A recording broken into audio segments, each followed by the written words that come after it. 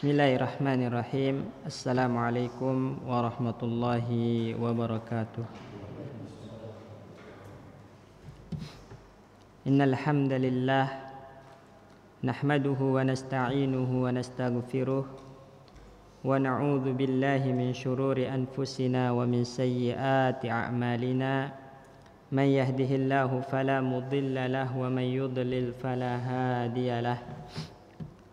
Wa ashhadu an la ilaha illallah wahdahu la syarika lah wa ashhadu anna Muhammadan abduhu wa rasuluh. Allahumma salli wa sallim ala nabiyyina wa rasulina Muhammadin wa ala alihi wa ashabihi wa man tabi'ahum bi ihsanin ila yaumil qiyamah wa ba'du. Rabbana 'allimna bima yanfa'una wanfa'na bima 'allamtana ya rabbal alamin.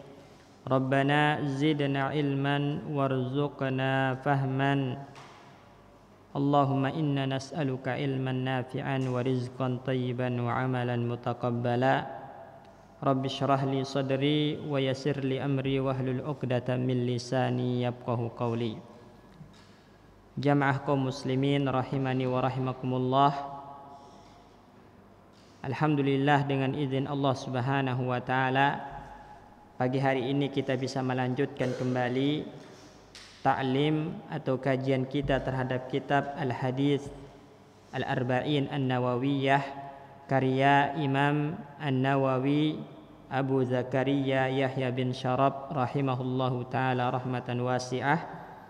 Dan insyaallah kita akan masuk ke Al-Hadis At-Tasi' wal Ishrun, hadis yang ke-29 ya. Silakan dibuka hadisnya, yaitu hadis yang ke-29. Taib, berkata di sini Al-Imam An-Nawawi rahimahullahu taala, an Mu'adz bin Jabal radhiyallahu anhu qala. Hadis ini bersumber dari sahabat yang mulia Mu'adz bin Jabal radhiyallahu anhu ya. Qala, beliau berkata, qultu ya Rasulullah, aku berkata wahai Rasulullah, wahai baginda Nabi, akhbirni bi'amalin yudkhilunil jannata wa yuba'iduni 'anil nari. Tolong beritahu aku, kabari aku tentang sebuah amalan yang bisa memasukkanku ke dalam surga dan menjauhkanku dari api neraka.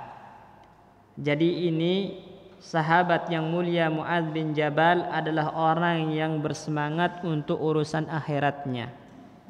Yang ditanyakan kepada Nabi itu bukan bagaimana caranya supaya menjadi orang yang sukses dunianya, supaya menjadi orang yang kaya, bukan.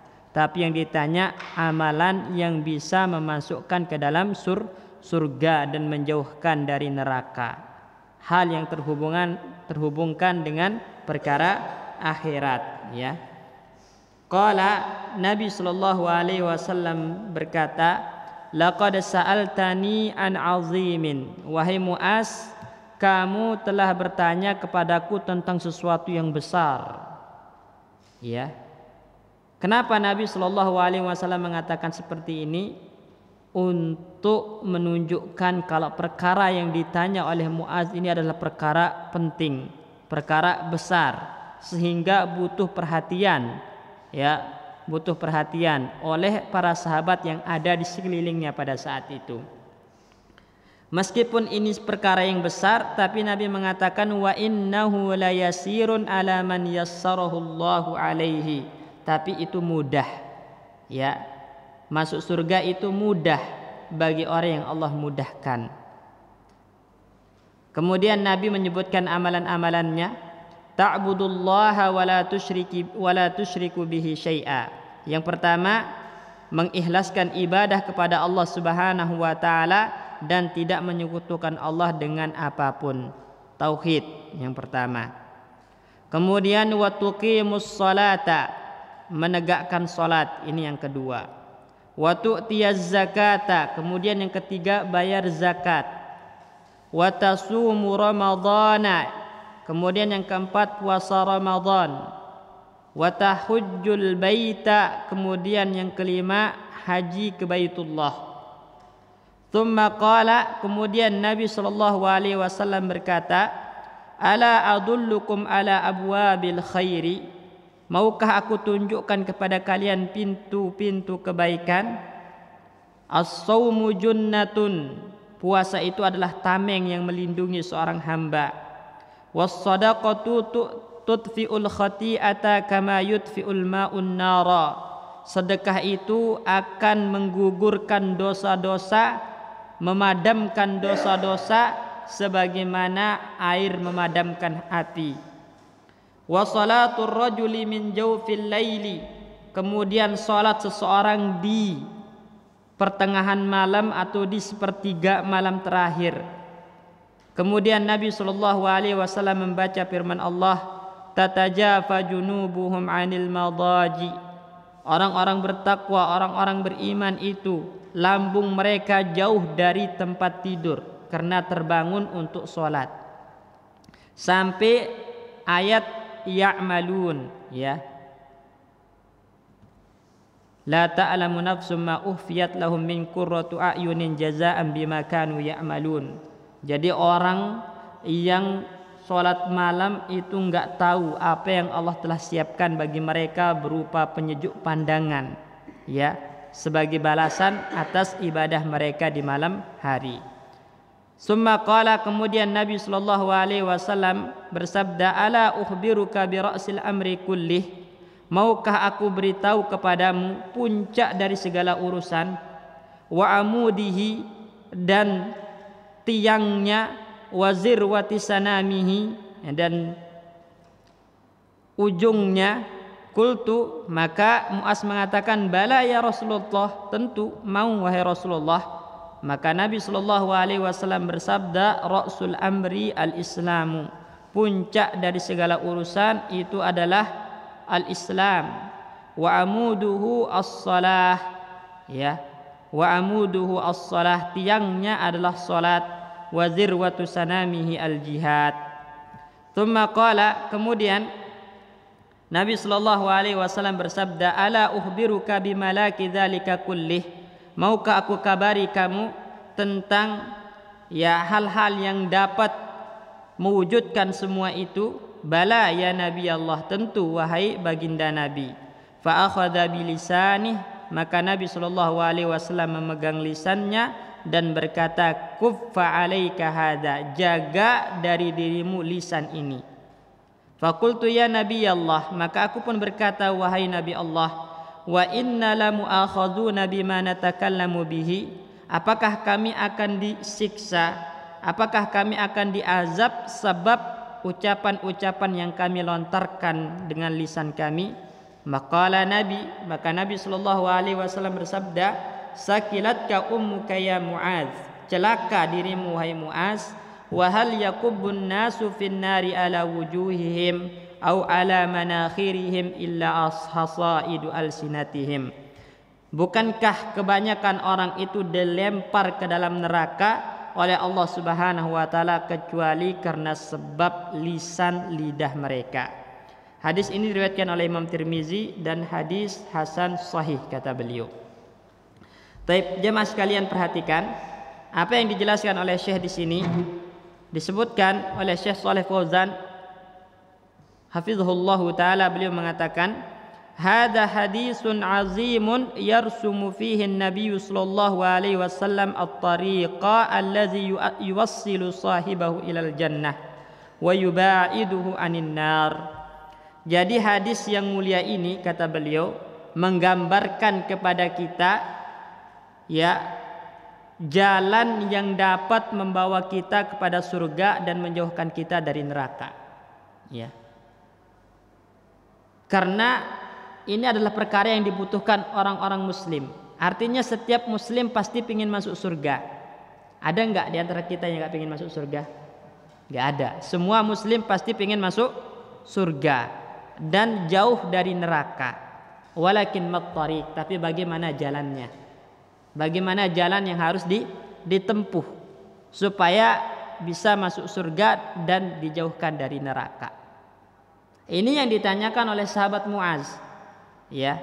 Dan Nabi Shallallahu Alaihi Wasallam memberikan jawaban. Artinya apa jamaah sekalian? Untuk sampai ke surga dan jauh dari neraka itu nggak bisa dengan dirinya sendiri, tapi butuh bimbingan wahyu, butuh bimbingan dari Nabi Shallallahu Alaihi Wasallam, butuh ilmu, ya, butuh ilmu. Orang kalau ke sebuah tempat dan dia nggak tahu jalannya, kira-kira nyampe nggak? Atau tersesat? Tersesat, gitu kan? Makanya kalau ingin ke surga dan jauh dari neraka butuh pembimbing, yaitu baginda Nabi Shallallahu Alaihi Wasallam. Ya, dan beliau adalah qudwah, tauladan kita dalam masalah ini. Makanya Allah Subhanahu Wa Taala berfirman, laqad kana lakum fi Rasulillahi uswatun hasanatun liman kana yarjullaha wal yawmal akhir. Sungguh dalam diri Nabi, dalam baginda Nabi itu ada tauladan yang baik bagi kalian. Bagi kalian siapa yang menginginkan berjumpa dengan Allah, yang menginginkan surga. Itu dijelaskan di dalam Al-Qur'an, ya.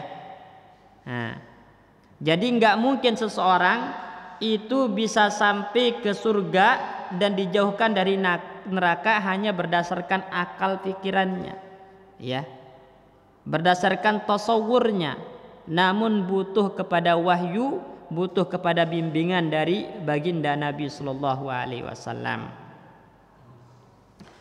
Kemudian juga, ya, perbuatan Muaz bin Jabal ini yang datang bertanya kepada Nabi tentang perkara yang bisa memasukkan ke surga dan menjauhkan dari neraka, itu dalil tentang wajibnya bertanya perkara agama kepada ahli ilmu, ya. Jadi ini dalil tentang wajibnya bertanya tentang perkara agama terhadap ahli ilmu, karena amalan itu harus dibangun di atas ilmu. Amalan yang bisa membawa ke surga itu harus dibangun di atas ilmu, ya. Antum tahu kenapa orang-orang Nasara dinamakan ad-dhalin, orang-orang yang tersesat? Karena mereka beramal tanpa ilmu, ya. Sebaliknya orang-orang Yahudi itu dinamakan al-maghdub alaihim, orang yang dimurkai, karena mereka punya ilmu tapi tidak diamalkan. Jadi harus imbang, beramal dengan ilmu, berilmu untuk diamalkan, ya. Jangan sampai ada orang berilmu tapi tidak diamalkan, maka dia serupa dengan orang-orang Yahudi yang dimurkai oleh Allah Subhanahu wa taala. Atau sebaliknya ada orang yang beramal tapi tidak dibangun di atas ilmu, maka sama dengan orang-orang Nasara, ya. Oleh karena itu Muaz bin Jabal, sahabat yang mulia, datang bertanya kepada Nabi tentang amalan yang memasukkan ke surga, menjauhkan dari neraka. Artinya di sini ada dalil wajibnya bertanya kepada ahli ilmu tentang perkara agama supaya kita beramal di atas ilmu, ya. Perkara agama itu enggak ditanya kecuali kepada ahli ilmu, ya. Sebagaimana, ya, kalau kesehatan ditanyanya kepada dokter, bukan kepada tukang kayu, gitu kan, ya. Maka perkara tentang agama tanya kepada ahli ilmu, kepada para ulama, bukan kepada orang-orang yang enggak paham, ya. Kemudian tatkala Muaz mengatakan ahbirni bi'amalin yudkhilunil jannata wa yubaiduni 'anin nar, beritahu saya wahai baginda Nabi tentang amalan yang memasukkan saya ke surga dan menjauhkan saya dari neraka. Maka apa yang ditanya oleh Muaz ini adalah sesuatu yang diinginkan oleh setiap muslim. Semua orang pasti ingin masuk surga. Semua orang ingin tahu amalan apa yang bisa memasukkan ke surga, ya. Dan Nabi Shallallahu Alaihi Wasallam memberikan jawaban, laqad sa'altani an azimin. Wahai Muaz, Anda telah bertanya kepadaku tentang sesuatu yang besar. Kenapa Nabi menganggap pertanyaan Muaz ini besar? Supaya sahabat yang ada di sekitarnya itu mau perhatian, mau mendengarkan, ya. Jadi supaya para sahabat itu menjadi perhatian dan mendengarkan dengan seksama. Wah, ini perkara besar ini perkara penting ini. tentang bagaimana cara masuk surga dan dijauhkan dari neraka. Ketika Nabi mengatakan ini perkara besar, ini perkara penting, rata-rata akhirnya para sahabat pun mendengarkan dengan seksama. Ya. Wa innahu la yasirun ala man yassarahu Allahu alaihi. Meskipun ini perkara besar, perkara agung, tapi itu mudah, kata Nabi.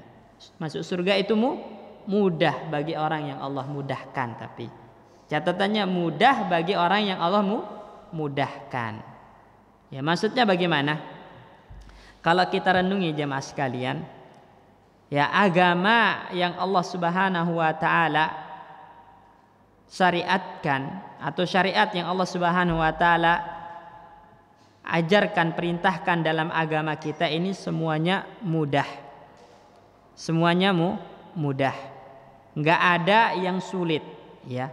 Makanya dalam hadis ad-dinu yusrun, agama Allah itu mudah, syariat Allah itu mudah. Dan menjalankan syariat Allah, agama Allah itu salah satu cara masuk surga. Jadi enggak berat, ya. Cuman bagi siapa? Bagi yang Allah mudahkan. Bagi yang Allah mudahkan, karena nanti di dalam Al-Quran disebutkan ada orang-orang yang berat menjalankannya. Padahal Allah mengatakan wa innaha lakabiratun, sesungguhnya solat itu berat. Berat gak solat? Berat gak? Enggak. Ya illa alal khasyiin, kecuali bagi orang-orang yang khusyuk, orang-orang yang tunduk dengan perintah Allah. Nah, yang berat itu bagi orang-orang munafik, Pak. Makanya kalau Allah mudahkan kita untuk sholat, mudahkan kita untuk taat, mudahkan kita untuk ibadah, berarti Allah ingin memudahkan kita masuk surga. Kalau ada perasaan berat menjalankan ibadah, berat menjalankan ketaatan, semakin malas, ini pertanda bisa jadi itu akibat dosa kita. Makanya wa innaha lakabiratun illa 'alal khasyiin. Salat itu sangat berat kecuali bagi orang-orang yang khasyiin, khusyuk, tunduk terhadap perintah Allah. Jadi untuk melakukan ketaatan, untuk masuk surga itu mudah bagi orang yang Allah mudahkan, berat bagi orang yang Allah beratkan. Maka semoga Allah Subhanahu wa taala menjadikan kita orang yang dimudahkan menjalankan ketaatan, dimudahkan menjalankan ibadah, dan dimudahkan jalannya menuju surga, ya. Surga. Ya. Kenapa? Karena orang-orang khusyuk, orang-orang yang tunduk sama Allah Subhanahu wa taala itu salat menjadi qurratu a'yunihim, menjadi penyejuk pandangan. Ya, menyejuk pandangan, sesuatu yang dirindukan, Pak. Nah, kalau kita ambil contoh Nabi Shallallahu Alaihi Wasallam itu berkata kepada Bilal, ya Bilal, arihna bis shalah. Wahai Bilal, istirahatkan kami dari penatnya dunia dengan sholat. Minta sama Bilal, ayo azan Bilal, biar kami istirahat dari dunia ini, ya, dengan sholat, menghadap kepada Allah Subhanahu Wa Taala. Dan Nabi juga mengatakan ju'ilat qurratu aini fis shalah. Penyejuk pandanganku itu Allah jadikan adanya di salat. Artinya ketenangan itu adanya di salat. Coba bayangkan. Ketika Nabi Shallallahu alaihi wasallam, ya, waktu itu Nabi Shallallahu alaihi wasallam sakit parah itu hari Kamis. Sakit parah hari Kamis sehingga Nabi Shallallahu alaihi wasallam tidak bisa lagi untuk sholat berjamaah. Ya, sakit parah hari Kamis, berarti Jumat, Sabtu, Ahad itu Nabi nggak bisa keluar sama sekali dari kamar, sakit parah, terbaring. Ya, kemudian waktu subuh di pagi hari Senin, Nabi Shallallahu alaihi wasallam agak mendingan, kemudian nyingkap tirai dan melihat kepada para sahabatnya yang sedang berkumpul untuk melakukan sholat jamaah subuh. Nabi tersenyum bahagia melihat para sahabatnya yang semuanya berkumpul untuk melakukan sholat subuh. berjamaah. Senang Nabi Shallallahu Alaihi Wasallam. Menunjukkan apa? Tabassama wa yadhak, katanya Nabi tersenyum manis. Ya, senang melihat para sahabatnya yang berkumpul untuk sholat subuh. Itu artinya Nabi Shallallahu Alaihi Wasallam dijadikan penyejuk pandangannya itu di sholat. Bahagia melihat para sahabatnya sholat jamaah. Sampai-sampai Abu Bakar yang mau jadi imam pada saat itu mundur, tapi disyaratkan oleh Nabi, diam, ya lanjutkan sholatnya. Karena memang Nabi nggak bisa, waktu itu masih sangat lemah. Akhirnya Nabi nutup tirainya, dan itu adalah ya pandangan terakhir Nabi Shallallahu Alaihi Wasallam ya kepada para sahabatnya. Pas di waktu duha, Nabi Shallallahu Alaihi Wasallam dipanggil oleh Allah Subhanahu Wa Taala wafat. Ya, wafat. Tapi sebelum itu sempat Nabi Shallallahu Alaihi Wasallam mewasiatkan as-salah wa ma malakat aimanukum. Wahai umatku, jaga salat kalian, maksudnya salat 5 waktu.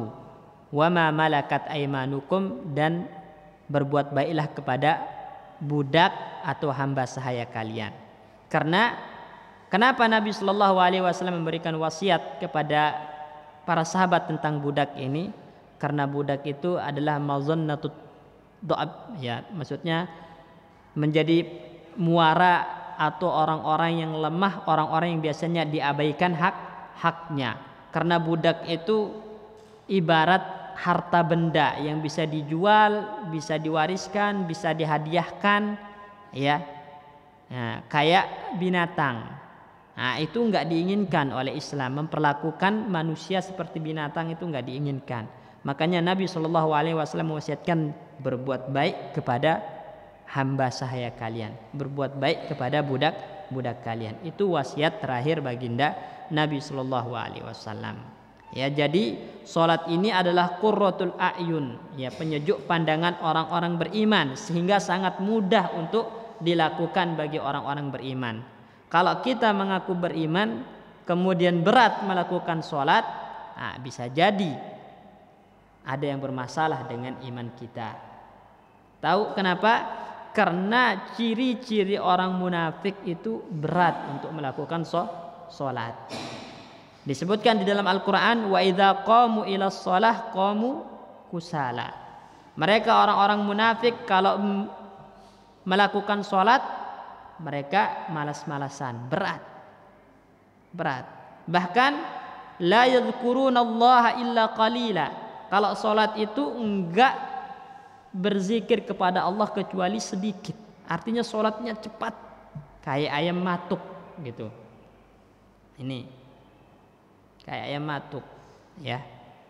Sehingga tidak berzikir kepada Allah kecuali sedikit, ya. Atau orang-orang munafik itu ciri-cirinya adalah suka mengakhirkan sholat dari waktunya tanpa uzur yang syar'i, ya.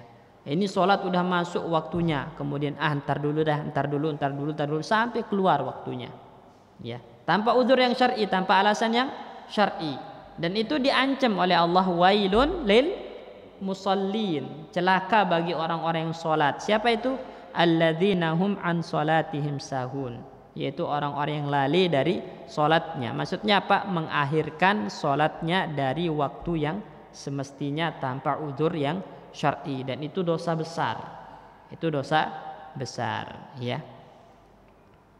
Ya. Jadi Syekh mengatakan wa amma al-mutakasiluna fatakunu tsakilatan wa kabiratan alaihim. Adapun orang-orang yang malas itu, maka salat itu berat bagi mereka. Salat itu sesuatu yang sulit mereka lakukan. Ma'annaha raka'atun la tastagriqu waqtan tawilan. Padahal sholat itu cuma beberapa rakaat, tidak butuh waktu lama. Paling lama berapa? 15 menit paling lama, gitu kan? Paling lama. Enggak membutuhkan waktu yang cukup lama. Berbeda kalau ngobrol itu bisa lupa waktu. Kalau sholat enggak sampai 15 menit lah, paling banter 15 menit. Walakinnaha tasyukku alaihim.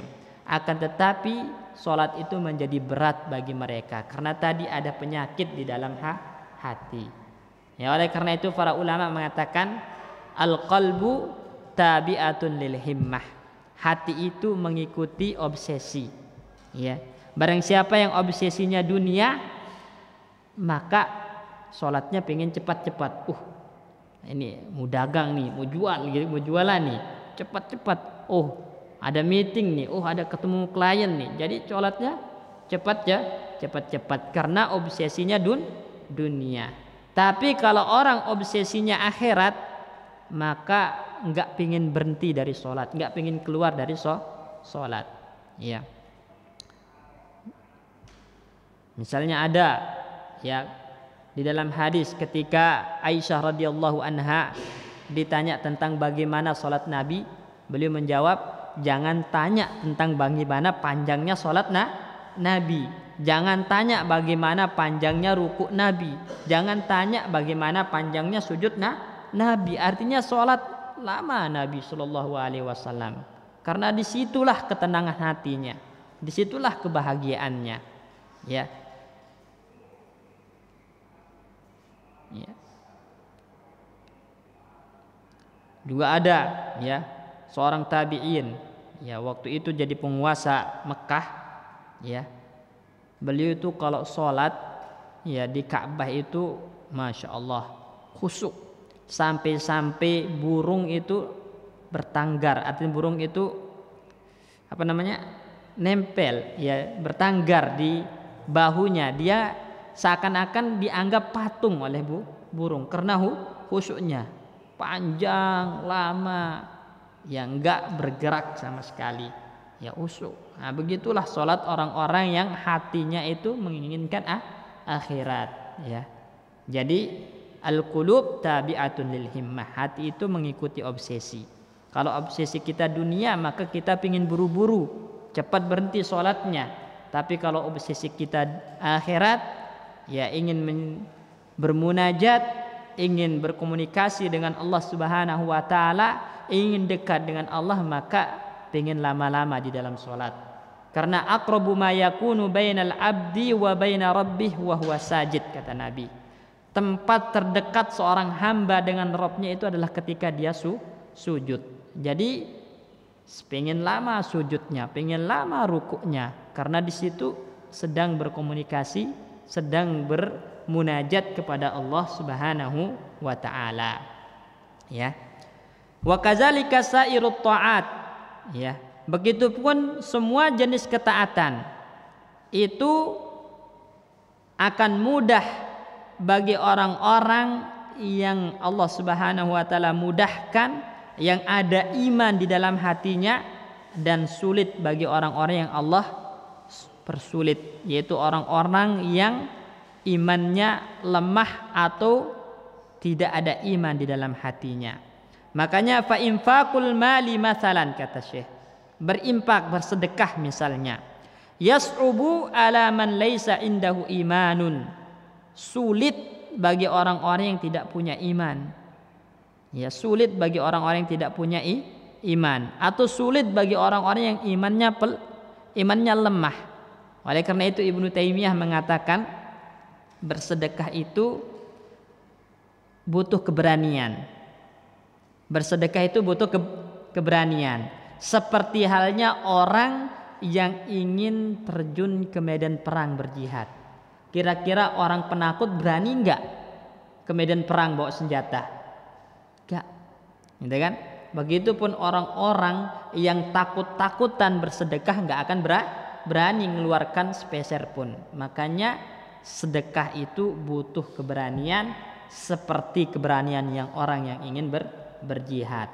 Dan Allah akan mudahkan bagi orang-orang yang di dalam hatinya ada iman, bahwasannya apa yang mereka sedekahkan itu tidak akan berkurang sedikit pun, tapi akan bertambah. Karena Nabi mengatakan mana qasat shadaqatun min malin, tidak akan berkurang sedekah yang disedekahkan, tidak akan berkurang, tapi akan bertambah. Bertambah bagaimana maksudnya?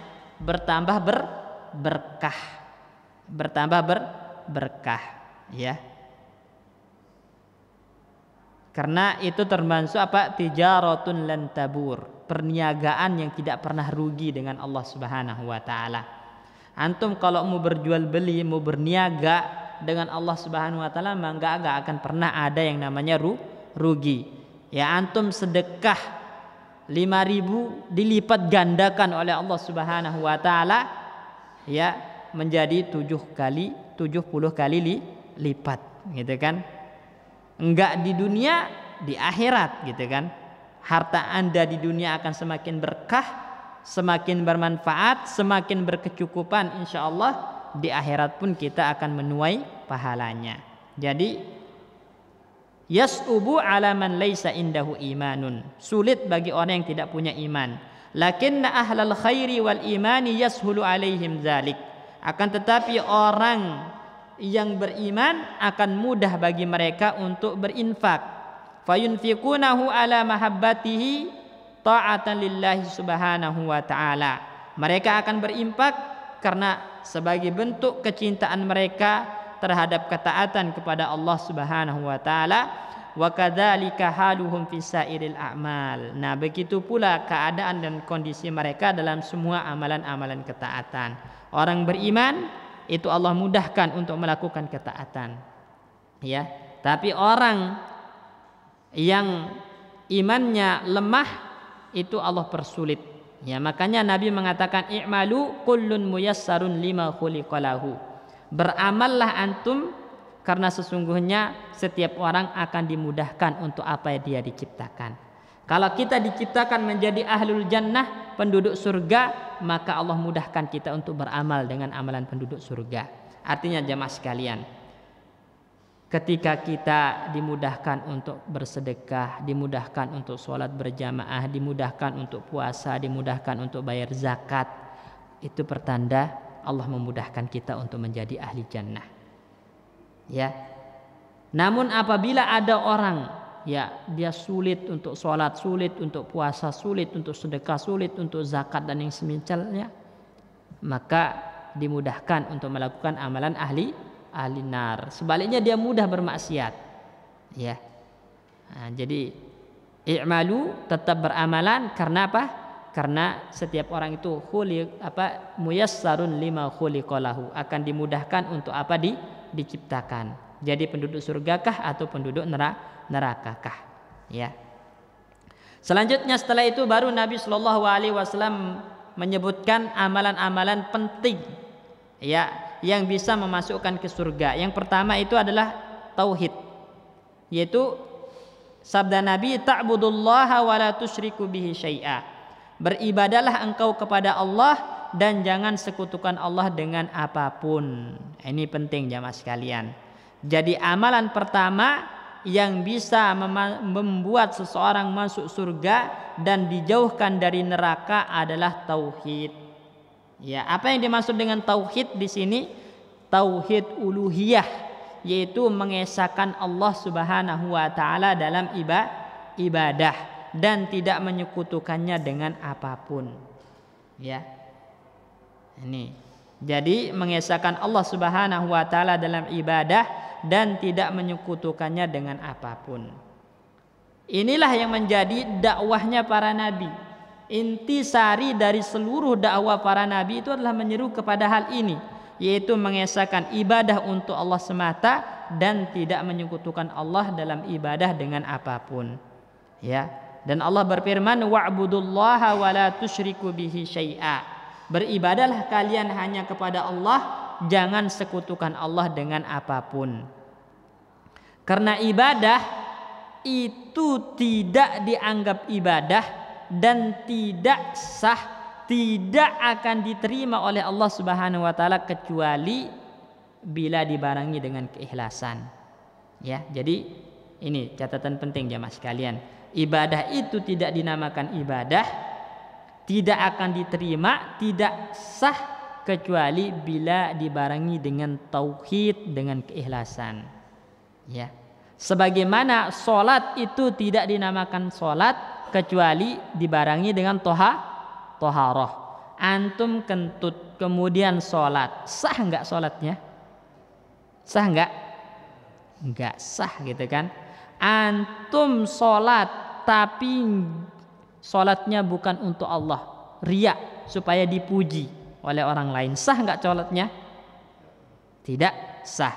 Gitu. Jadi ibadah tidak akan dinamakan ibadah dan tidak akan diterima di sisi Allah kecuali bila dibarengi dengan keikhlasan, dengan tauhid.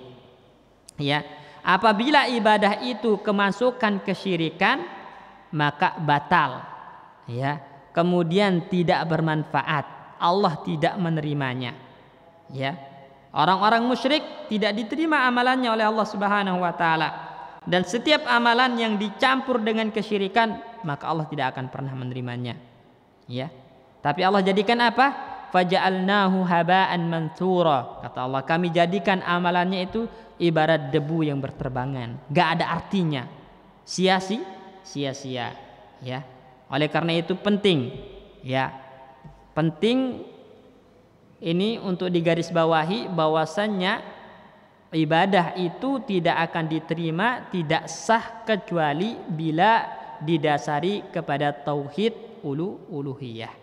Karena banyak sekarang jamaah kaum muslimin teman-teman sekalian, orang sholat, orang puasa, orang zakat tapi masih syirik. Tapi masih syirik. Ya, contohnya masih percaya ya dengan hal-hal yang sifatnya jimat misalnya, atau percaya dengan ini kita harus nyembelih buat penghuni ini, buat penghuni itu, gitu kan. Tapi dia sholat, gitu kan. Jamaah di masjid kalau Ramadan puasa, gitu kan. Kadang sedekah. Nah, apalagi ini namanya sedekah laut katanya, sedekah bumi. Namanya doang sedekah, tapi itu kesyirikan. Percuma itu sholat, percuma itu sedekah, ya percuma itu puasa. Karena nggak ada artinya, nggak ada gunanya, sebab telah dirusak, dihancurkan oleh perbuatan syiriknya. Maka penting ini. Jadi amalan itu harus dibangun di atas tauhid, mengesahkan Allah dalam hal itu dan tidak boleh menyekutukan Allah dengan apapun. Karena kalau disekutukan Allah, maka tidak ada artinya ibadah-ibadah tersebut. Allah tolak, tidak diterima oleh Allah Subhanahu wa taala. Jadi ini amalan pertama jemaah kaum muslimin yang bisa memasukkan ke surga dan menjauhkan dari neraka, yaitu tauhid. Itu kuncinya, itu asasnya, asalnya. Ya, makanya kalau kita ingin hidupnya di atas kalimat la ilaha illallah, matinya juga ingin mati di atas kalimat la ilaha illallah, menunjukkan hal terpenting dan hal terbesar itu adalah tauhid yang dikandung oleh kalimat la ilaha illallah, menafikan sesembahan dan menetapkan hanya Allah yang berhak untuk diibadahi. Artinya kalau ada ibadah dipalingkan kepada selain Allah, jatuhnya syirik, dan Allah tidak butuh dengan kesyirikan. Kemudian baru setelah itu amalan ibadah yang bisa memasukkan ke surga apa? Kata Nabi, wa tuqimus shalah, mendirikan sholat. Bukan sholat, tapi menegakkan sholat. Jadi bedakan ada orang sholat dengan menegakkan sholat. Ya, yang dimaksud dengan tuqimus shalah atau iqamatus shalah di sini adalah menjalankan sholat dengan menunaikan hak-haknya. Rukunnya ditunaikan, syarat-syaratnya ditunaikan, kewajiban dan sunnah-sunnahnya ditunaikan dengan baik. Ini baru dinamakan iqamatus shalah. Ini ada nih orang sholat tapi tumakninah kagak, gitu kan. Sholatnya cepat kayak ayam matuk. Pernah dengar nggak? Pernah ngelihat nggak? Ya ada nggak orang yang kayak gitu? Ada. Orangnya dinamakan sholat, ya sholat, dinamakan sholat, tapi tidak dinamakan iqamatus shalah. Karena yang dinamakan dengan iqamatus shalah itu adalah menunaikan hak-hak sholat. Rukunnya dijaga dengan sempurna, tumakninahnya, syaratnya ditunaikan dengan sempurna, kewajiban-kewajiban dan sunnah-sunnahnya juga dihadirkan. Ya, itu baru dinamakan iqamatus shalah. Ya, iqamatus shalah. Kalau sholat cepat kayak ayam matuk, itu sholatnya orang-orang munafik dan mereka dinamakan sholat, tapi Allah tidak terima. Ya, karena ada rukun yang dihilangkan atau syaratnya tidak ditunaikan dengan sempurna. Ya, wudu cepat-cepat. Ada anggota badan yang tidak terbasuh dengan sempurna. Makanya Nabi ancam apa? Wailun lil aqabi minan nar. Celaka tumit yang tidak terbasuh tempatnya di neraka, kata Nabi sallallahu alaihi wasallam. Tapi sebaliknya Nabi sallallahu alaihi wasallam memberikan penjelasan tentang keutamaan menyempurnakan wudu. Ya, asbigul wudu, kata Nabi, sempurnakan wudu kalian. Ya, karena orang-orang yang menyempurnakan wudu itu disebutkan nanti dosanya akan berjatuhan, berguguran, hatta min tahti azfarihi, bahkan dari bawah kuku-kukunya itu dosa berguguran. Kalau wudu disempurnakan dengan benar, dilakukan dengan benar, bukan cepat. Nah, ini baru dinamakan iqamatus shalah. Kalau rukunnya disempurnakan, kewajibannya ditunaikan, sunah-sunahnya ditunaikan, syaratnya disempurnakan. Ya. Nah, ini baru dinamakan salat, dan ini adalah salat yang bermanfaat di sisi Allah Subhanahu wa taala. Tapi kalau salatnya cepat-cepat, salatnya tidak rukunnya tidak diperhatikan, syaratnya tidak diperhatikan, sunah-sunahnya tidak diperhatikan, nah, maka ini walaupun orangnya dinamakan salat, tapi dia belum bisa dikatakan iqamatus shalah. Nah, ini pentingnya jemaah sekalian. Bahkan Ibnu Katsir rahimahullahu taala ketika beliau menafsirkan ayat wa aqimus shalah dan dirikan shalah, maka beliau menjelaskan al-muradu bil iqamah, yang dimaksud dengan iqamah di sini adalah al-ityanu bi arkaniha wa syurutiha wa wajibatiha wa sunaniha. Melakukan salat itu dengan rukunnya, dengan syaratnya, dengan kewajibannya, dengan sunah-sunahnya, baru dikatakan iqamatus shalah. Kalau ada yang kurang, belum bisa dikatakan dengan iqamatus shalah, walaupun orangnya dinamakan salat ini. Dan salat ini jamaah sekalian adalah merupakan ibadah yang paling agung dari ibadah-ibadah badan. Jadi kalau antum ditanya apa ibadah badan yang paling afdol, jawabnya adalah salat 5 waktu. Itu ibadah yang paling afdol. Ya, tidak ada ibadah badaniyah seafdol salat ini. Dan salat ini satu-satunya ibadah yang langsung Allah wajibkan tanpa perantara. Langsung diwajibkan kepada Nabi tanpa perantara. Kapan? Ketika malam Isra Mi'raj, langsung di Sidratul Muntaha. Adapun ibadah-ibadah yang lain lewat siapa?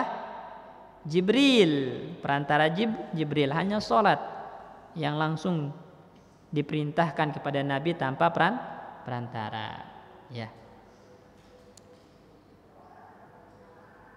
Jadi salat yang wajib pertama kali itu salat apa? Salat zuhur.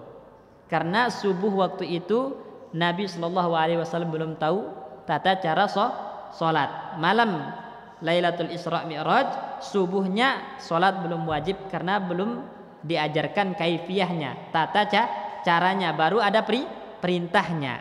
Nanti ketika zuhur baru diajarkan tata caranya, menjadi wajib pada saat itu. Jadi salat yang pertama kali dilakukan Nabi Shallallahu Alaihi Wasallam untuk menjalankan kewajibannya itu adalah salat zuhur. Salat zuhur. Ya, ini. Dan ini juga merupakan wasiat Nabi Shallallahu Alaihi Wasallam yang terakhir, supaya kita benar-benar menjaga salat ini.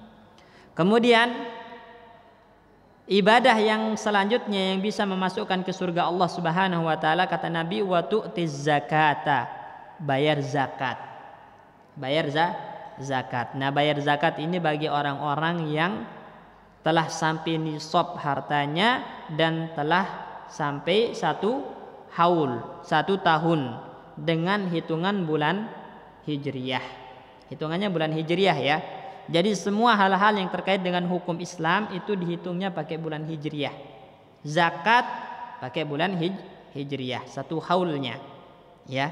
Dan zakat ini adalah rukun ketiga dari rukun Islam, serta ibadah maliyah yang paling afdal. ibadah harta yang paling utama itu adalah bayar zakat, ya, bayar zakat.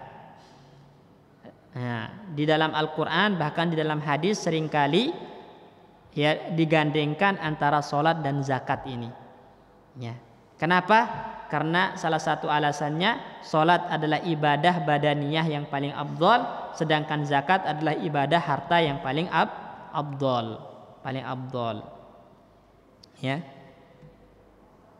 Dan zakat itu diwajibkan bagi orang-orang kaya. Ya, bagi orang-orang kaya, makanya Nabi mengatakan tu'khadhu min agniyaihim faturaddu ila fuqaraihim. Zakat itu diambil dari yang kaya dan diberikan kepada yang miskin.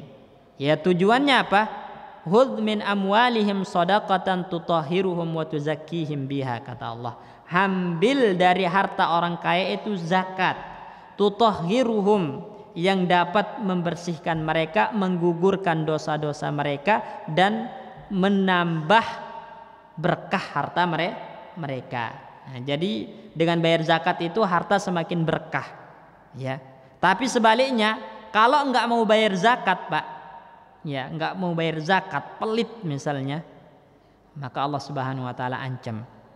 Di dalam hadis disebutkan alladzina yaknizuna adz-dzahaba wal fiddata, orang-orang yang menimbun emas dan perak, maksudnya menimbun harta dunia, wala yu'adduna huquqahuma, dan dia tidak menunaikan haknya, maksudnya enggak dibayar zakatnya, nanti harta itu akan dijadikan lempengan kayak setrika, dipanaskan di api neraka, yukwa bihi janbahu wa jabinahu wa zuhrah, dengannya nanti akan disetrika nih kening, lambung, punggung. Coba bayangkan ya mas kalian, ya.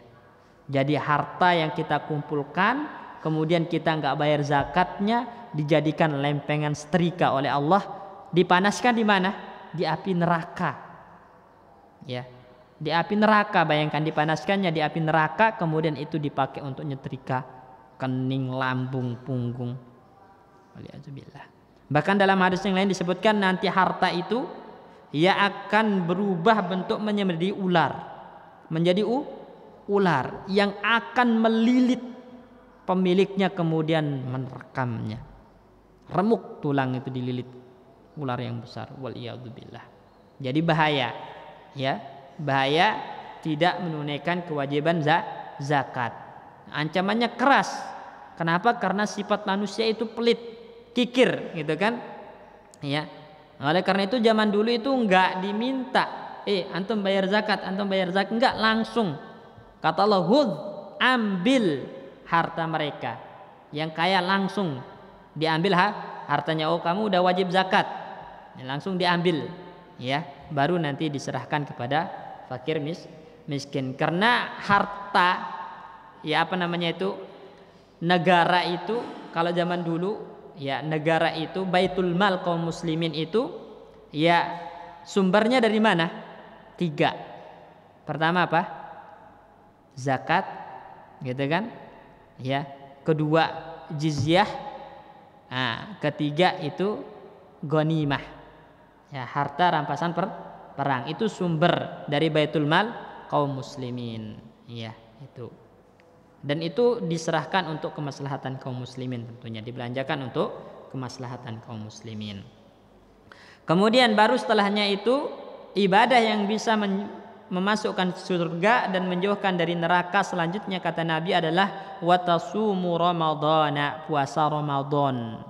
Puasa Ramadan ini, ya, rukun Islam yang keberapa? Yang keempat, ya, yaitu puasa Ramadan. Semoga Allah Subhanahu wa taala mempertemukan kita dengan Ramadan di tahun ini. Amin, ya.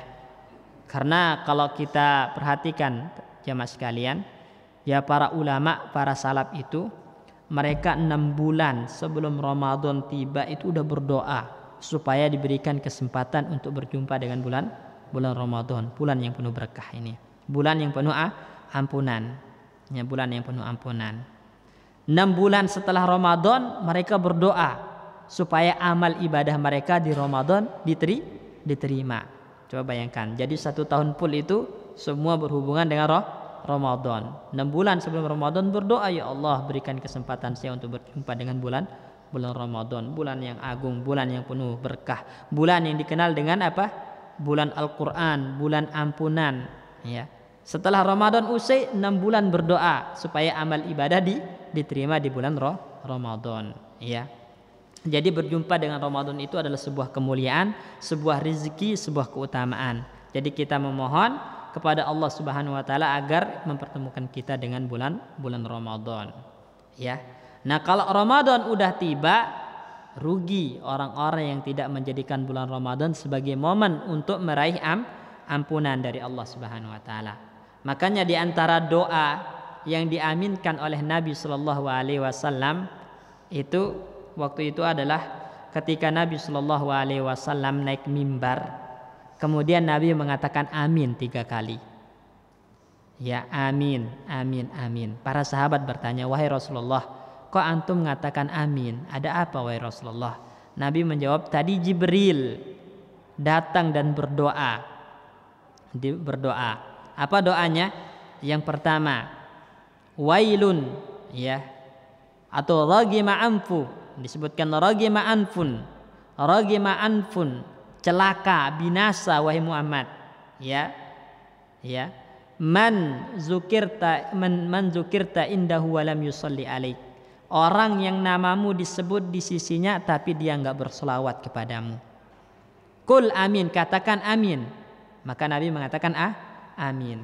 Jadi jamaah sekalian, adabnya itu kalau nama Nabi Muhammad sallallahu alaihi wasallam disebut, kita berselawat. Itu hak Nabi kepada kita. Dan itu juga perintah Allah di dalam Al-Qur'an. Innallaha wa malaikatahu yusholluna 'alan nabi ya ayyuhalladzina amanu shallu 'alaihi wa sallimu taslima. Sesungguhnya Allah beserta para malaikat senantiasa berselawat kepada Nabi. Maka Anda juga wahai orang-orang beriman, haturkan selawat beriring salam kepada Nabi. Masa kita enggak selawat kepada Nabi? Batu aja yang ada di kota Mekah itu senantiasa berselawat kepada Nabi. Bahkan disebutkan dalam kitab-kitab tarikh, ya, ketika Nabi Shallallahu alaihi wasallam ingin qada'ul hajah, ya, buang hajat, beliau masuk ke pedalaman gitu kan supaya enggak terlihat orang. Itu ketika lewat beliau mendengar salatullah wa salamuhu alaika ya Rasulullah. Salawat, mendengar salawat. Nabi noleh kiri kanan enggak ada orang. Ternyata itu adalah batu dan pepohonan. Mengucapkan salawat dan salam kepada Nabi. Masa kita orang beriman, umatnya enggak mau bersolawat? Padahal itu hak Nabi Shallallahu alaihi wasallam kepada kita. Terutama di hari Jumat, perbanyak solawat. Karena Nabi mengatakan, aktiru minas solati alayya yawmal jum'ati fa inna solatakum ma'rudatun alayhi. Perbanyak solawat kepadaku setiap hari Jumat, karena sesungguhnya solawat kalian akan ditampakkan di hadapanku. Dimanapun kita berada, solawat dan salam kita itu sampai kepada Nabi Sallallahu Alaihi Wasallam. Ini. Kemudian lagi Jibril mengatakan ragima anfun, celaka, binasa. Ya. Siapa? Man adraka Ramadan, ya. Barang siapa yang menjumpai bulan Ramadan walam yughfar lahu, tapi dosa-dosanya tidak diampuni. Qul amin, katakan amin wahai Muhammad. Maka Nabi sallallahu alaihi wasallam mengatakan amin. Jadi coba bayangkan, salah satu doanya malaikat Jibril, yang berdoa adalah malaikat Jibril, malaikat yang paling agung, paling mulia. Kemudian yang mengaminkan siapa? Nabi Muhammad sallallahu alaihi wasallam. Ya, celaka, binasa orang yang berjumpa dengan bulan Ramadan tapi dosa-dosanya tidak diampuni. Nabi mengatakan amin. Kenapa? Karena bulan Ramadan tidak dijadikan momen untuk meraih ampunan Allah.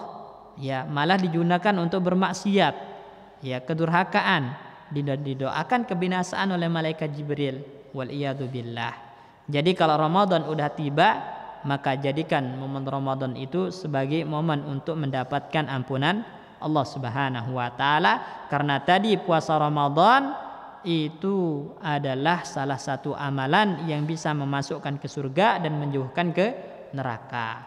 Bahkan disebutkan dalam beberapa riwayat, ya, Nabi Shallallahu Alaihi Wasallam pernah bermimpi, dan mimpinya anbiya itu adalah sesuatu yang hakun, benar.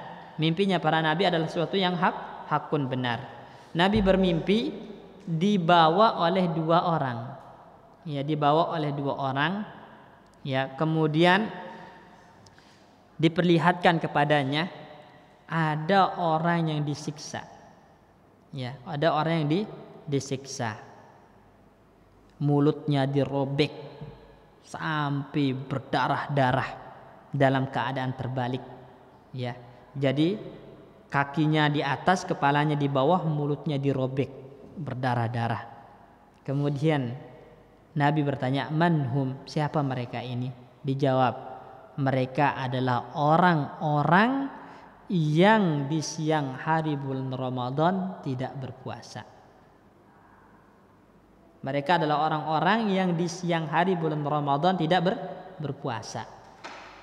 Coba bayangkan. Jadi itu ancamannya. Kalau berpuasa Ramadan bisa mendekatkan ke surga, menjauhkan dari neraka. Meninggalkan puasa Ramadan justru akan membuat orang diancam dengan siksaan yang pedih tadi. Wal iyadu billah. Ya.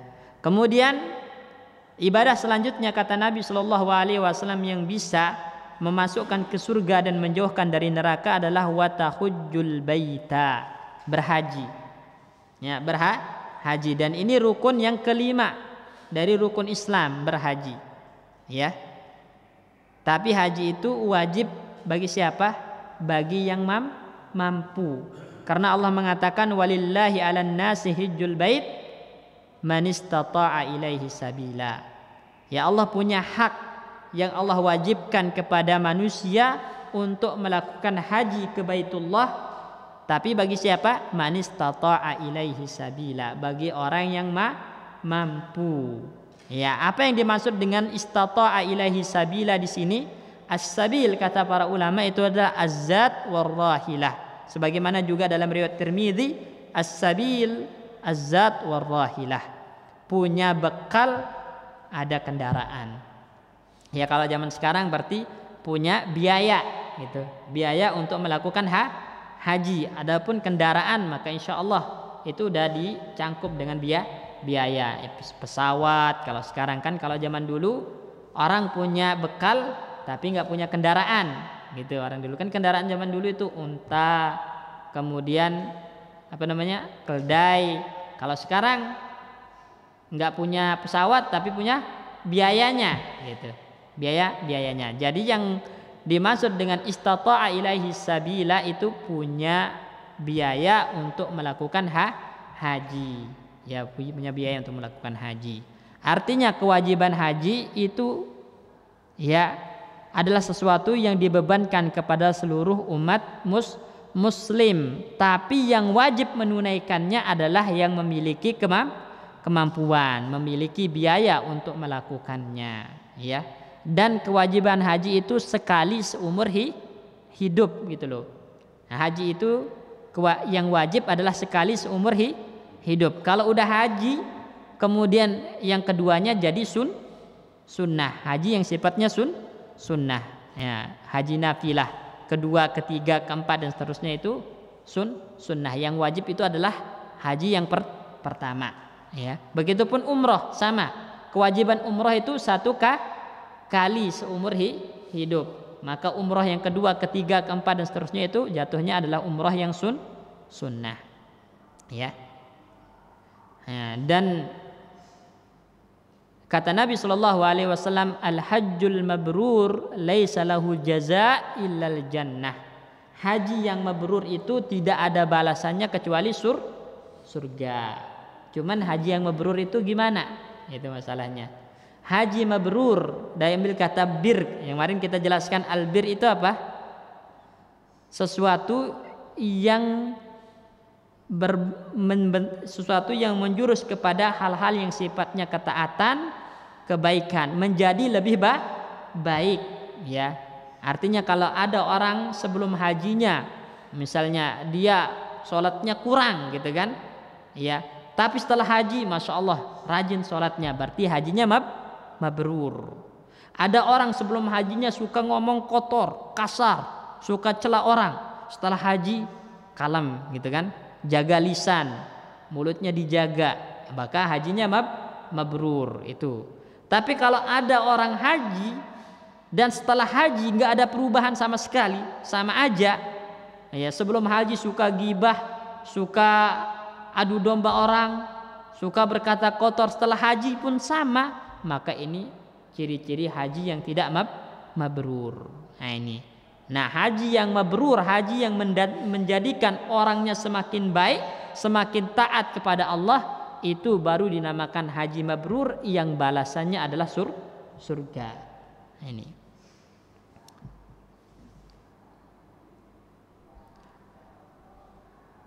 Kemudian baru Nabi SAW mengatakan, ala adulluka ala abwabil khairi, maukah aku tunjukkan kepadamu pintu-pintu kebaikan? Maksudnya apa? Setelah kita menjalankan rukun Islam, ini kalau kita jalankan rukun Islam, itu insya Allah, itu udah menjadi jalan yang sangat besar memasukkan orang ke surga. Itu hal sesuatu yang harus kita lakukan. Makanya para ulama mengatakan, kalau ada orang meninggalkan rukun Islam, nih, dia cuma mengucapkan la ilaha illallah Muhammad Rasulullah dengan lisannya, tapi sholat kagak, puasa kagak, zakat kagak, haji kagak, masih muslim kah?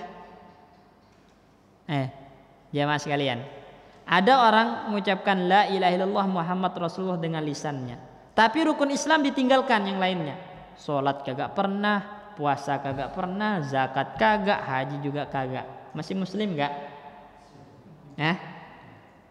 Masih muslim enggak? Disebutkan oleh Ibnu Rajab Al-Hambali dalam syarah beliau terhadap Al-Ba'in An-Nawawi, orang yang meninggalkan rukun Islam bil kulliyah dengan secara totalitas, enggak diamalkan sama sekali, walaupun dia mengucapkan la ilallah, itu telah keluar dari Islam. Ya, telah keluar dari Islam. Masa ada muslim kagak sholat gitu? Masa ada muslim kagak puasa? Masa ada muslim kagak zakat, kagak haji? Artinya semua rukun Islam ditinggalkan, gak dilakukan sama sekali. Ya, maka dia bukan muslim, kata Ibnu Rajab Al-Hambali. Ya, berbeda misalnya dia sholat tapi kagak puasa, ini masih bisa dikatakan muslim gitu kan. Dia sholat tapi gak bayar zakat, masih dikatakan muslim. Tapi ini semuanya ditinggalkan rukun Islam, gak ada yang diamalkan sama sekali, maka bukan muslim. Ya, artinya kalau kita amalkan rukun Islam yang 5 ini, maka iman insya Allah telah dipastikan ada, ya, dipastikan keislamannya, dipastikan kemukminannya, dan orang mukmin pasti masuk surga. Ya, jadi kalau ingin masuk surga, maka pertahankan rukun Islam, pertahankan rukun Islam, amalkan, tunaikan rukun Islam, ya, jangan pernah ditinggalkan. Nah, baru nanti setelah rukun Islam itu ada hal-hal yang sifatnya ziyadah, sifatnya tambahan. Itulah yang dinamakan dengan abwabul khair oleh Nabi, pintu-pintu kebaikan. Maksudnya amal-amal ketaatan selain rukun Islam, ya. Ya, karena bukan rukun Islam doang ketaatan, benar enggak? Ya. Salat 5 waktu itu rukun Islam. Ada enggak salat selain salat 5 waktu? Ada enggak? Ada. Salat duha, salat malam, salat rawatib. Nah, ini kan. Tapi yang wajib hanya 5 waktu, selainnya sunnah. Kalau dilakukan, maka itu menjadi pintu-pintu kebaikan. Itu maksudnya. Puasa, yang wajib itu puasa apa? Ramadan. Ada enggak puasa selain Ramadan? Ada. Ada puasa Senin Kamis gitu kan. ada puasa Daud. Ya. Nah, kalau dilakukan puasa-puasa sunnah ini, maka itu menjadi pintu-pintu kebaikan. Ya, pintu-pintu kebaikan. Karena disebutkan ya,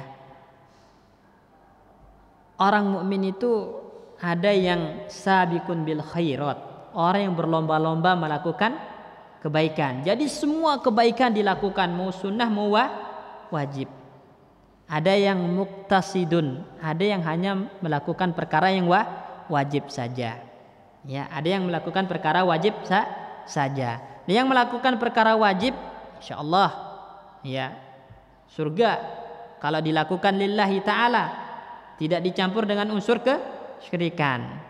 Tapi ada yang lebih afdal makomnya, tingkatannya, yaitu tadi yang sabiqun bil khairat, yang berlomba-lomba melakukan kebaikan. Wajib dilakukan, yang sunnah pun dilakukan. Makanya selain rukun Islam dari ketaatan-ketaatan itu dinamakan dengan abwabul khair, yang setiap muslim harus berlomba-lomba untuk menunaikannya.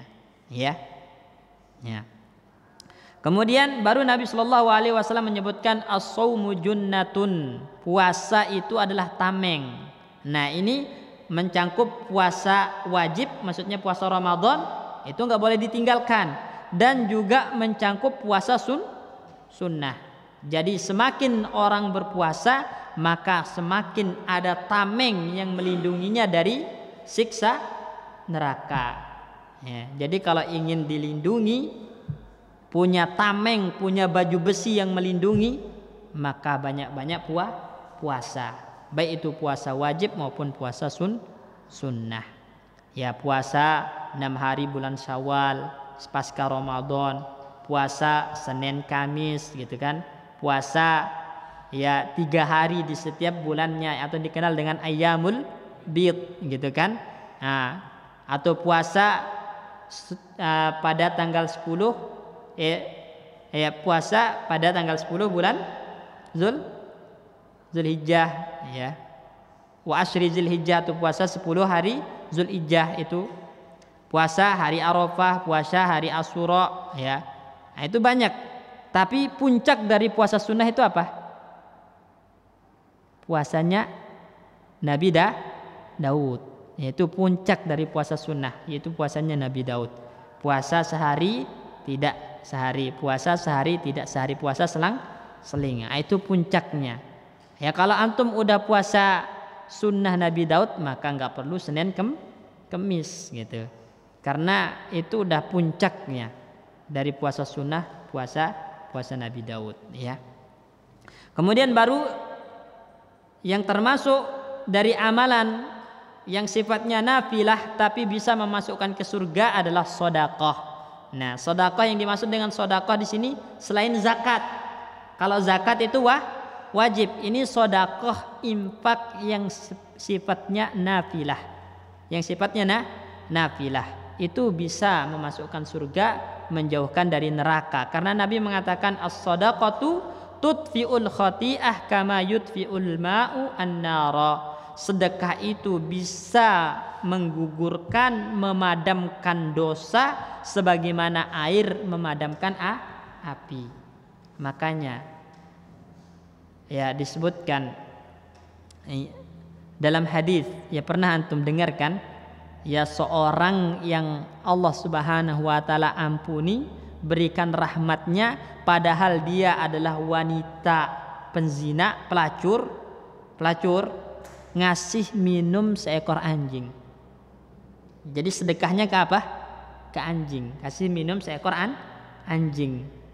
Itu yang mendatangkan ampunan Allah Subhanahu wa taala. Al-Imam At-Tabari dalam tafsirnya menyebutkan, barang siapa merasa dosanya sangat banyak, ya. Barang siapa yang merasa dosanya sangat banyak, maka hendaklah dia bersedekah dengan makan dan minum untuk orang-orang beriman.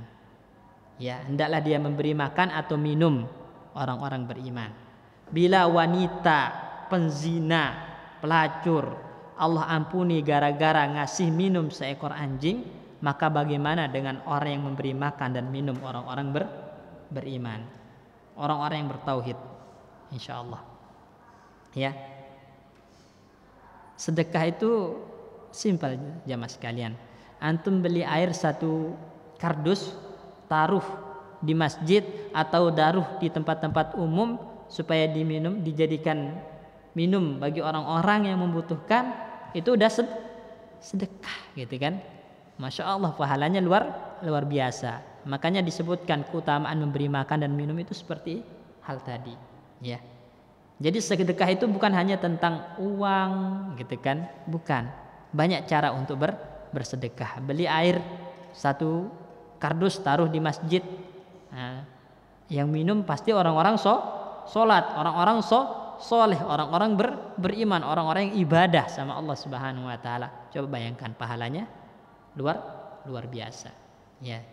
Jadi jangan pernah remehkan hal apapun, ya sekecil apapun dari ibadah ketaatan, karena kita nggak tahu, bisa jadi itu yang mendatangkan rahmat dan ampunan Allah Subhanahu wa taala. Begitupun jangan pernah remehkan dosa sekecil apapun, ya. Kita nggak tahu itu bisa jadi yang mendatangkan murka Allah. Pernah dengar kisahnya seorang yang dimasukkan ke neraka fi hirratin habasatha, karena kucing yang ditahan, tidak diberi makan, dikurung kucingnya, tidak diberi makan. Allah masukkan ke neraka karena hal itu. Mungkin remeh gitu kan, tapi justru itu yang mendatangkan murka Allah. Jadi jangan pernah remehkan dosa, dan juga jangan pernah remehkan amal ibadah ketaatan sekecil apapun. Kemudian baru nanti selanjutnya, ya, ibadah sholat nafilah, sholat sunnah yang paling afdal. Kan sholat itu ada yang wajib, yaitu 5 waktu. Ada sholat sunnah yang paling afdal, yang paling utama, yang tidak pernah ditinggalkan oleh Nabi Shallallahu Alaihi Wasallam, baik ketika dia mukim ataupun safar, yaitu apa? Sholat malam. Sholat malam, sholat tahajud, itu nggak pernah ditinggalkan sama sekali oleh Nabi Shallallahu Alaihi Wasallam. Bahkan Nabi dalam riwayat itu sholat malam itu hatta yatawarrama qadamah, sampai kedua kakinya bengkak, berdarah sholat malam. Ditanya, ya Rasulullah, kenapa Anda melakukan hal semacam ini wahai Rasulullah? Sholat sampai bengkak berdarah kaki, padahal Anda adalah orang yang telah diampuni dosa-dosanya, baik yang berlalu ataupun yang belum terjadi. Nabi menjawab apa? Afala akunu abdan syakura, tidakkah aku bisa menjadi hamba yang bersyukur? Ya, jadi bersyukur itu dengan melakukan ketaatan. Dengan kita diberikan nikmat oleh Allah, nikmat itu kita jadikan sebagai hal-hal yang menopang ketaatan kepada Allah Subhanahu wa taala.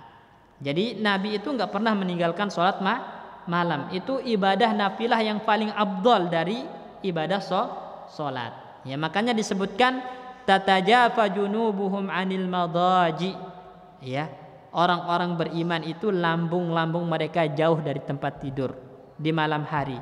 Kenapa? Karena mereka gunakan untuk sholat, untuk sholat, ya, sholat, ya. Nah, disebutkan dalam hadis, ahabbus sholati ilallah sholatu Daud alaihi salatu wassalam. Sholat yang paling dicintai oleh Allah, paling disukai oleh Allah itu sholatnya Nabi Daud. Wa ahabbus siyam ilallah siyamu Daud. Dan puasa yang paling dicintai oleh Allah itu adalah puasanya Nabi Daud. Bagaimana sholatnya Nabi Daud? Bagaimana puasanya Nabi Daud?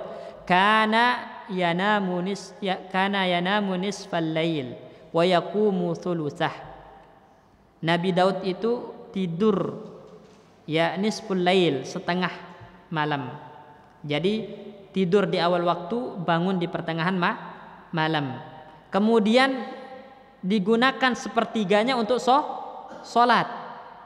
Ya, dari pertengahan malam sampai sepertiga malam terakhir itu digunakan untuk apa? Sholat.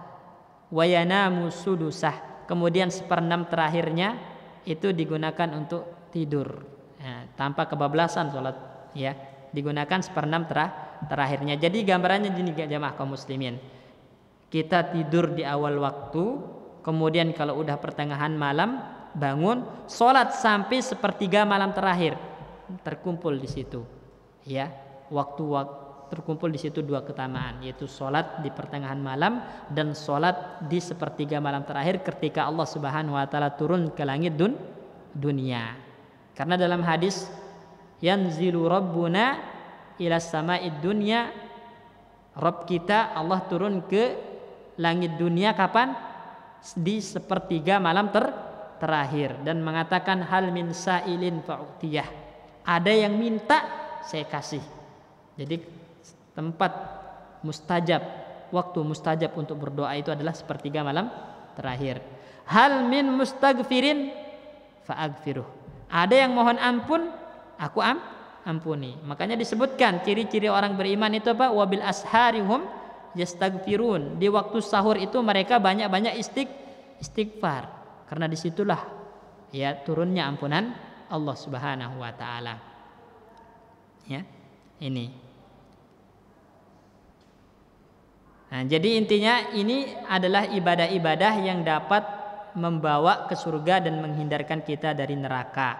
Puncak dari semuanya adalah Islam, tiangnya adalah sholat, dan ya ujungnya itu adalah jihad.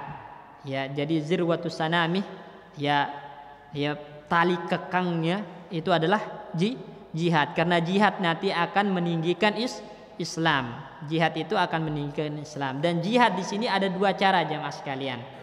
Jihad dengan senjata, jihad dengan ilmu. Mungkin sekarang jihad dengan senjata belum ada, gitu kan?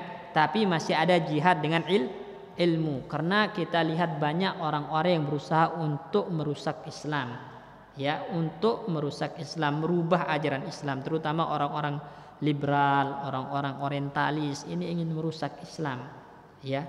Ya, makanya ada pendapat-pendapat yang nyeleneh, gitu kan? Di antaranya muncul kemarin pendapat ya namanya hubungan di luar nikah itu disahkan dengan konsep milkul yamin, katanya disamakan dengan perbudakan. Kan antara tuan dan budak itu nggak ada akad, gitu kan? Akad yang penting sama-sama redo, katanya. Akhirnya perzinaan yang sama-sama redo itu disahkan, waliyadzubillah. Naudzubillah. Ini orang-orang mulai ingin merusak seperti itu. Atau ada orang-orang yang agnostik gitu, yang menganggap semua agama sama. Dia mengaku muslim, ya, mengaku muslim tapi tidak menyalahkan agama yang lain. Padahal Islam mengajarkan apa? Wajib mengingkari agama selain Islam. Artinya wajib kita berlepas diri dari semua kekufuran dan pelakunya. Kita ingkari, Islam itu satu-satunya agama yang benar, gitu kan? Selainnya maka wajib kita ingkari. Nah, ini orang mengatakan,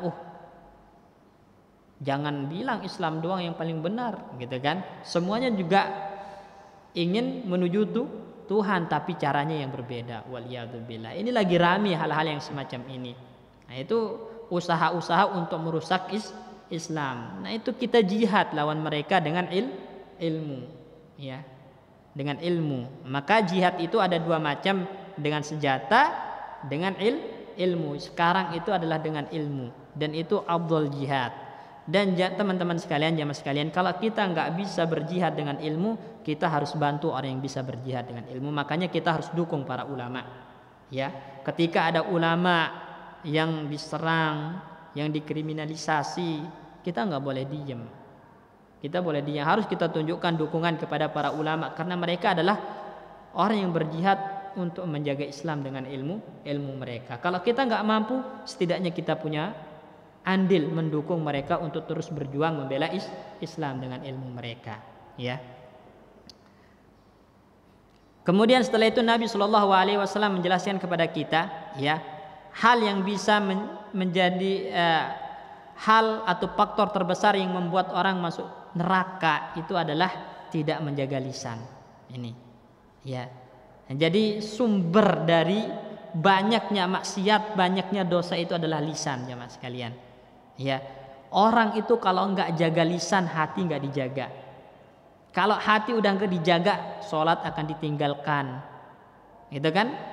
Bahkan bisa jadi kufur. Makanya Nabi jauh-jauh hari mengatakan kuf anka hadza, jaga lisan ini. Karena lidah ini enggak bertulang. Jadi gampang untuk mengucapkan sesuatu yang sifatnya maksiat. Ya, makanya Muaz heran, apakah kita akan disiksa, diazab oleh Allah karena lidah ini? Karena manusia itu ngomongnya gampang. Kalau ngomong gampang terocos ngomong gitu kan, enggak ketahan. Nabi mengatakan sakilat ka ummuk, celaka kamu Muaz.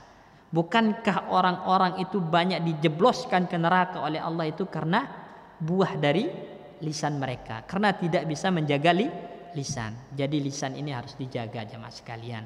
Ya, karena orang beriman itu berpikir sebelum berbicara.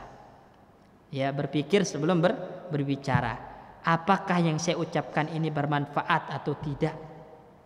Ya, apakah yang saya ucapkan ini maslahatnya ada atau tidak? Ya kan? Apakah yang saya ucapkan ini bernilai ibadah atau tidak? Ya, kalau enggak lebih baik diam. Makanya Nabi mengatakan falyaqul khairan aw liyasmut. Ucapkan yang baik, yang benar-benar ada maslahatnya, yang benar-benar ada manfaatnya. Kalau tidak diam, kata Nabi. Diam, kata Nabi, karena lisan ini adalah sumber bencana. Ya, sumber bencana, sumber dari segala bentuk keburukan dan kemaksiatan. Oleh karena itu jauh-jauh hari kuf anka hadza, kata Nabi, jaga lisan ini, tahan lisan ini. Jangan dibiarkan. Ya, jangan dibiarkan.